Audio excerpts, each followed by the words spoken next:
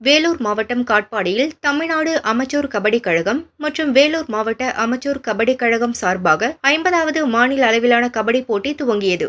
இதில் பல்வேறு மாவட்டங்களைச் சேர்ந்த 500க்கும் மேற்பட்ட வீரர்கள் பங்கேற்றனர். போட்டியை எம்எல்ஏ கார்த்திகேயன் துவக்கி வைத்தார். 2 நாட்கள் நடக்கும் போட்டியில் வெற்றி பெற்றோருக்கு அமைச்சர் துரைமுருகன் தலைமையில் பரிசளிப்பு விழா நடக்கிறது.